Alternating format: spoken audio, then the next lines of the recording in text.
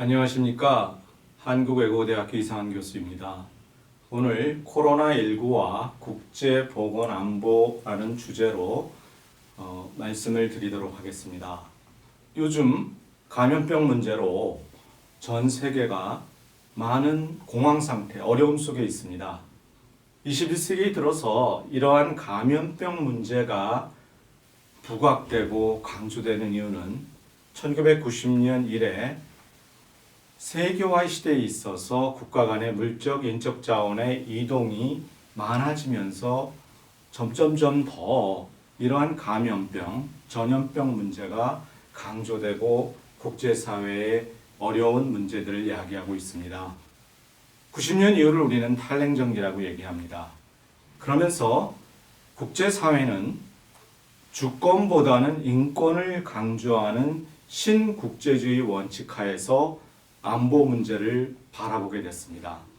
과거의 안보 문제가 국가안보라고 하는 그와 같은 주권이 인권을 우선하는 개념 속에서의 안보를 강조했다면 1990년도 이래 오늘에 이르기까지 인권이 오히려 주권보다 우선하는 국민을 전제로 한 인권이 아니라 인간이기에 당연히 보호받아야 할 권리로서의 인권 문제가 강조되기 시작했다라고 하는 것입니다.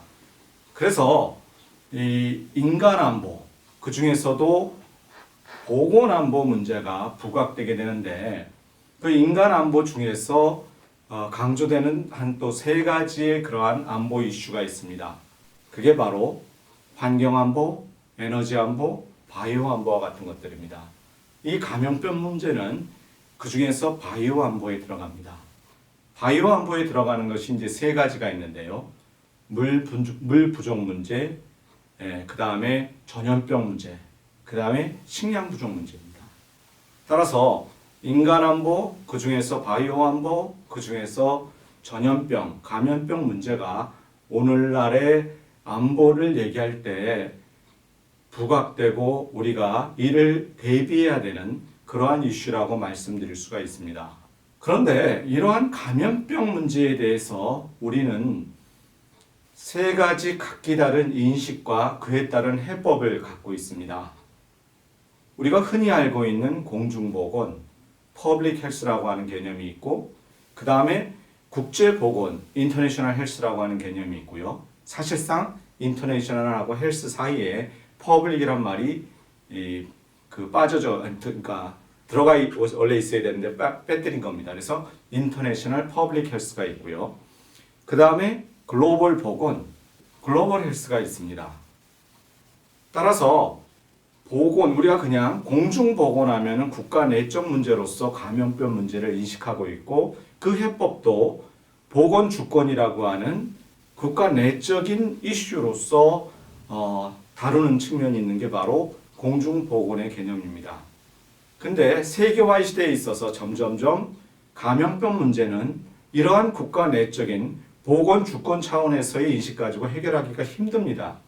그러다 보니까 조금 더 확대된 개념이 인터내셔널 헬스고요. 인접 국가 간의 협력을 요하는 그러한 의미에서의 감염병. 그 다음에 더 나아가서는 글로벌 헬스라고 할 수 있는 전 지구 차원에 있어서의 협력과 노력을 요하는 문제로서 진화해 나간다라고 하는 겁니다. 우리가 일반적으로 감염병 문제 이전에 보건 문제라고 하는 그 엄브렐러를 얘기를 하다 보면 보건 문제라고 하는 것은 수직적인 협력을 요하는 그런 부분입니다. 무슨 말씀이냐면은 선진국과 개도국 간의 협력만으로도 일반적인 보건 문제는 해결될 수가 있습니다. 하지만 감염병 문제는 보다 수평적인 협력과 노력을 요하고 있습니다. 선진국도 개발도상국가의 도움 없이는 이 전염병 문제는 해결하기가 어렵습니다. 그만큼 전 세계가 하나의 공동체로서 이에 대한 인식과 그에 따른 해법을 구하지 않고서는 해결하기가 어려운 문제라는 말씀을 드릴 수가 있습니다. 21세기에 들어서 대표적인 감염병들을 말씀을 드리면은 사스와 신종플루와 에볼라 바이러스와 메르스와 지금 우리가 경험하고 있는 코로나 바이러스가 있습니다. 그 중에서 우리에게 기억이 많이 되는 것은 신종플루, 그 다음에 메르스라고 말씀을 드릴 수가 있습니다. 신종플루는 이 코로나 바이러스 이전에 있어서 가장 많은 그 감염자와 그에 따른 사망자를 야기한 그러한 거였기 때문에 우리의 기억에 많이 남고요.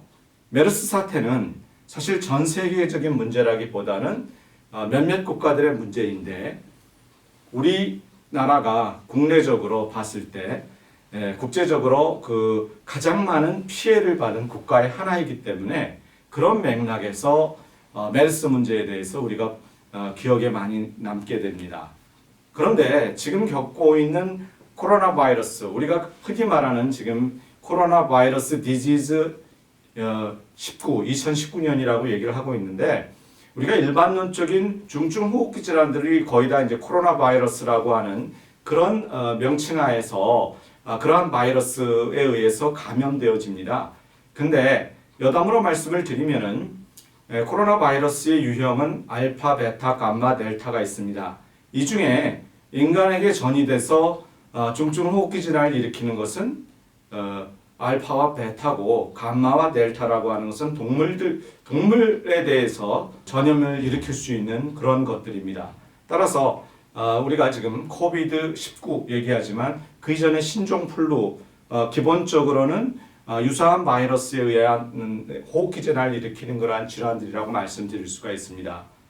결과적으로 말씀을 드린다면 오늘날 전 세계적으로 이로 인한 피해를 겪고 있는데 통계 자료에 의하면은 세계화 시대에 세계화라고 하는 것이 전염병을 야기하고는 있지만 보편적으로요.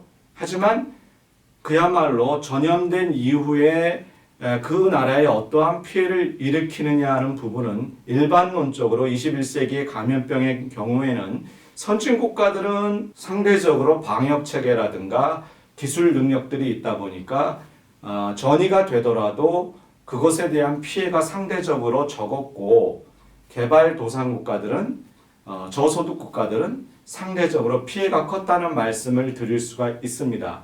그러니까 통계적으로 보면은 세계화의 확산이 전염병의 확산으로 외형적으로는 보이지만 그로 인한 피해는 그 나라의 방역 체계에 따라서 달라질 수 있다라고 하는 겁니다. 그래서 오늘날 보면 근데 이 코로나 바이러스 같은 경우에는 조금 어떻게 보면 예외적이죠. 선진국가, 개도국가를 불문하고 지금 피해가 막대한 상황입니다. 아직도 백신도 안 만들어지고 이에 대한 치료법도 아직 확증된 게 없습니다. 그러다 보니까 선개도국 할 것 없이 많은 피해를 얻고 있고 또 선진국이 갖고 있는 독특한 그런 문화적인 이유도 이에 가해층 이로 인해서 확대되는 측면들이 있다라는 말씀을 드릴 수가 있습니다. 그래서 이 방역 체계와 관련한 말씀을 드리면서 보완적인 통계 자료를 보시면은 과연 서구 선진 국가들 혹은 G20 국가라고 얘기할 수 있는 강대 국가들 혹은 중견 이상 국가들이 어떠한 보건안보 문제에 관심을 갖고 있느냐라는 것을 통계 지표에서 보시면은 서구 선진 국가들은 GDP 중에 보건 예산 비율이 상대적으로 높습니다. 미국 같은 경우에 17.07%, 또 1인당 보건 예산액을 봐도 9,869.74달러라고 하는 것을 보이고 있고, 상대적으로 보면은 아시아 국가들 보시면은요, 일본이 가장 높고 그 다음에 우리나라, 그 다음에 1인당으로 보면은 중국은 아직은 개도국 수준에 머물고 있다라는 말씀을 드릴 수가 있습니다. 그럼에도 불구하고 국제사회에서의 보건 레짐, 공중보건 레짐에 있어서의 영향력을 보신다면 결국 그것은 WHO의 분담금, 기여금을 어느 나라가 많이 납부하냐를 보면 아실 수가 있습니다. 그래서 미국이 가장 많이 납부를 하고요. 그 다음이 중국, 그 다음이 일본 순입니다.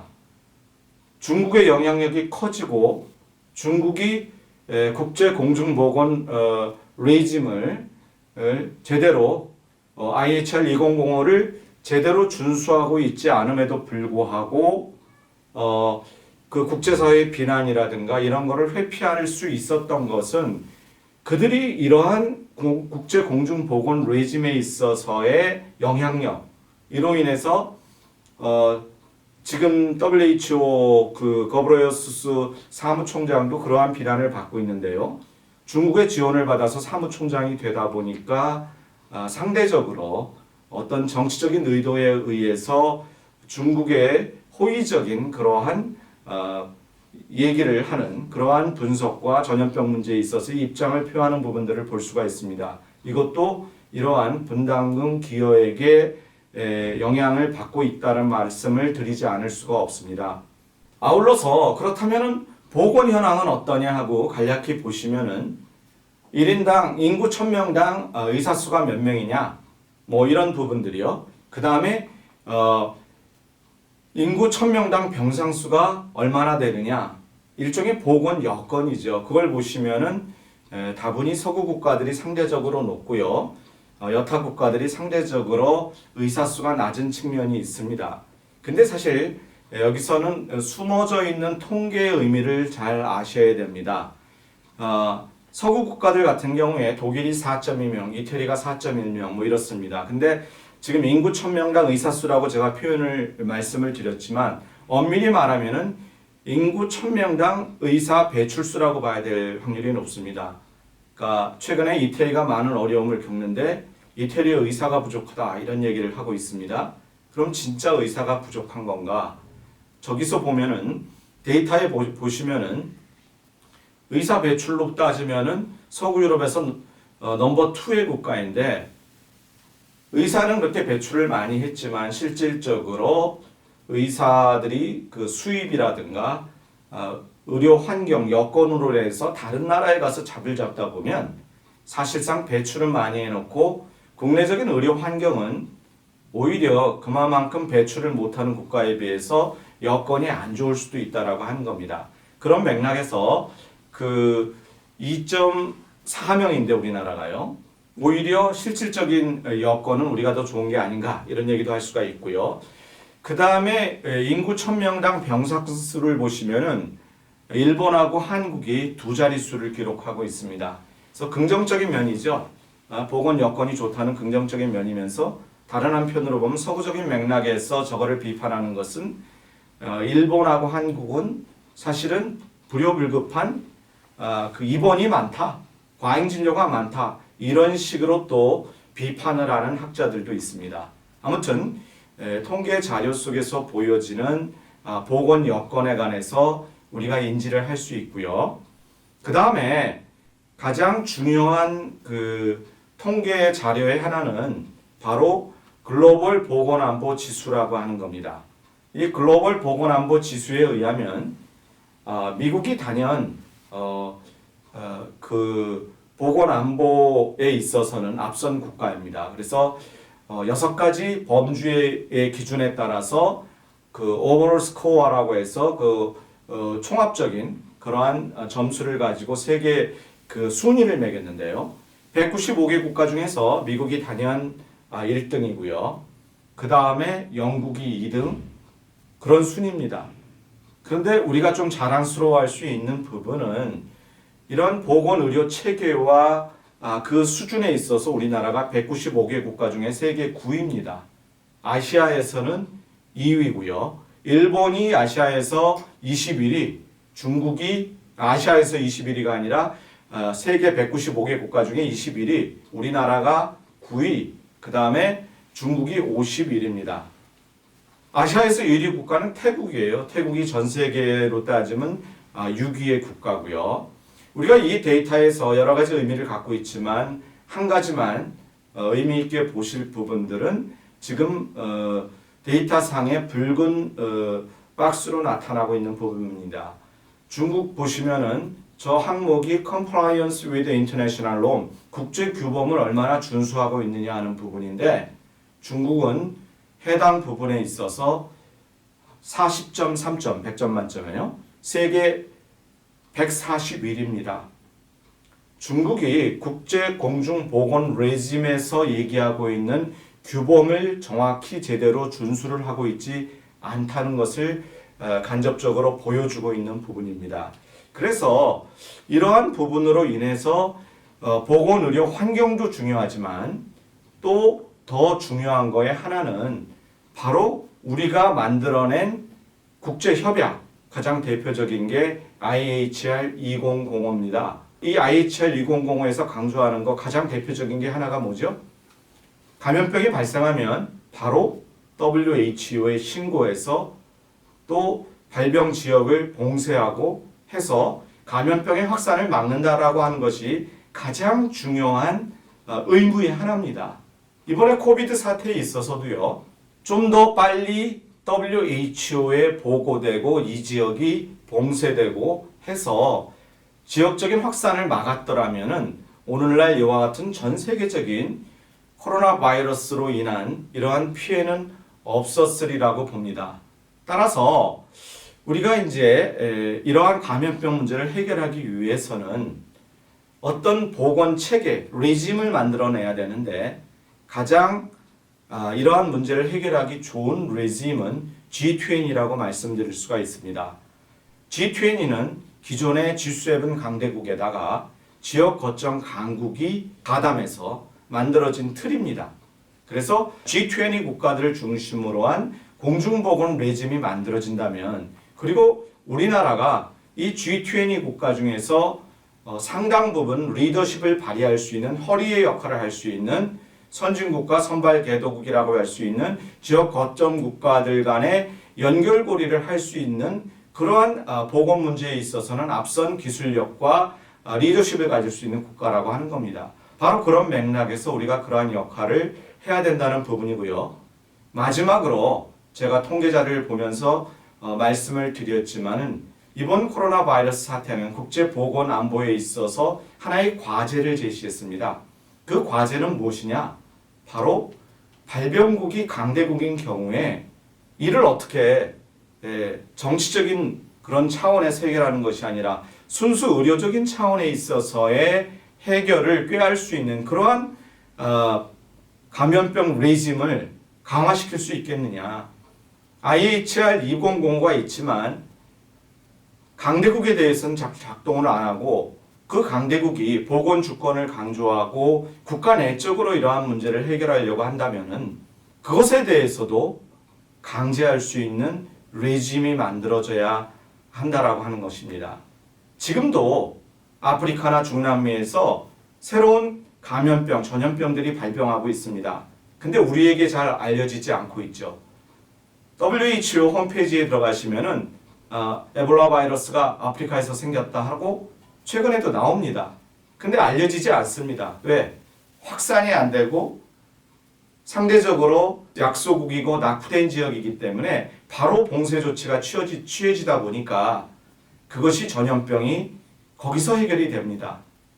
그러나 발병국이 강대국인 경우에는 정치적 고려로 인해서 해결이 어려워지는 측면이 있습니다. 바로 그러한 점들이 아까 말씀드린 수평적인 그러한 협력을 통해서 해결되는 그러한 국제사회의 보건 문제 대처가 생긴다면 이러한 문제들이 코로나 바이러스 문제도 이와 유사한 그런 감염병 문제도 앞으로는 쉽게 그러한 협력에 의해서 해결되리라고 봅니다. 국제보건 레짐, 국제감염병 레짐의 발전을 기대하면서 강의를 마무리하도록 하겠습니다. 고맙습니다.